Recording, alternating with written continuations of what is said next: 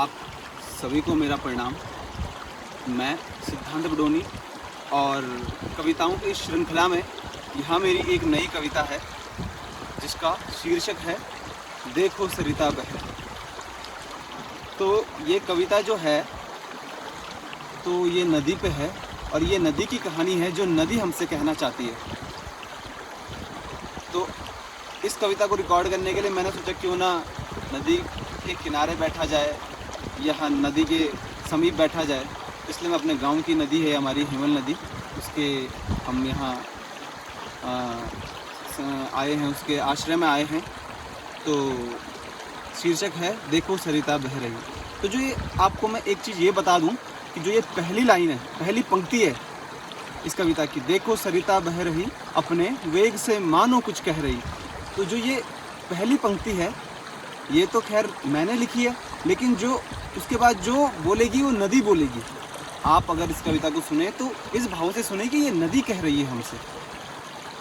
तो देखो सरिता बह रही अपने वेग से मानो कुछ कह रही। मैं हिमपुत्री भूतल पर बह रही हूँ सब कुछ शीतल कर, और इस धरती की प्यास बुझाने काटे मैंने कई शिखर। मिलकर धरा की मिट्टी से सूखे बीजों में प्राण भरे, और कल कल छल छल गाते गाते खेत किए सब हरे भरे। ये धरती भी मुस्काती है जब हरियाली मुझसे पाती है। मेरा मार्ग जहाँ को जाता है नवजीवन निखर वहाँ आता है। जलचरों की मैं हूँ धड़कन, देखा बच्चों के बचपन का लड़कपन। धोती हूँ मैं सभी का तन मन, और मैं ही हूँ इस सूखी मिट्टी की तड़पन।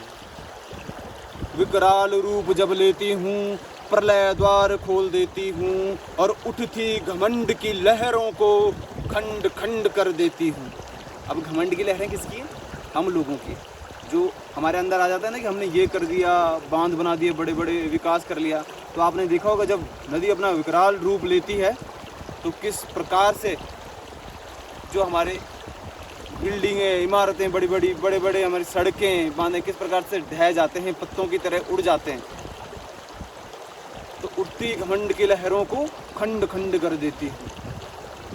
देखो सरिता बह रही अपने वेग से मानो कुछ कह रही। सभ्यताएं जन्मी मेरे तट पर, और कई मिट गई आपस में कटकर। इतिहास को इतिहास मिटाते देखा, वर्तमान को इतिहास निहारते देखा। और अब इतिहास को इतिहास मिटाते देखा, वर्तमान को इतिहास निहारते देखा। कई साम्राज्यों को जलते उजड़ते देखा, और धरती को धरती बनते देखा।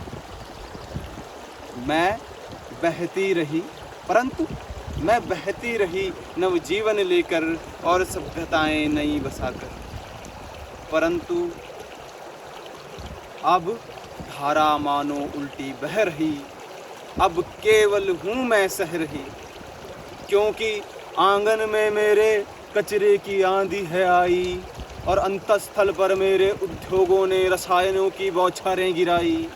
मैं बिलबिलाती हूँ, चिल्लाती हूँ, पर सुनता कौन होगा? मनुज इस नवयुग का दिन रात क्या केवल सोता होगा? अब ये हम पे प्रश्न है कि मनुज इस नवयुग का दिन रात क्या केवल सोता होगा? अगर सोए हो तो जगना होगा, और धरती को भी जीना है तो मुझे निरंतर बहना होगा, मुझे निरंतर बहना होगा। देखो सरिता बह रही अपने वेग से मानो कुछ कह रही। तो ये थी हमारी जो हमारी नदी है, जो हमारी माँ है, जो जीवन दाता है।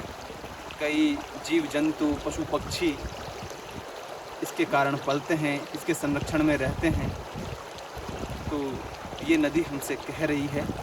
ये मैंने अभी जब भाव जुड़ जाता है तो लिखने में आ जाता है कि हाँ, क्योंकि हो भी रहा है। जैसे कि आप लोग देख ही रहे होंगे किस प्रकार से ऊपर से गंगा साफ़ सुथरी निकलती है और नीचे जाके किस प्रकार से मैली हो जाती है।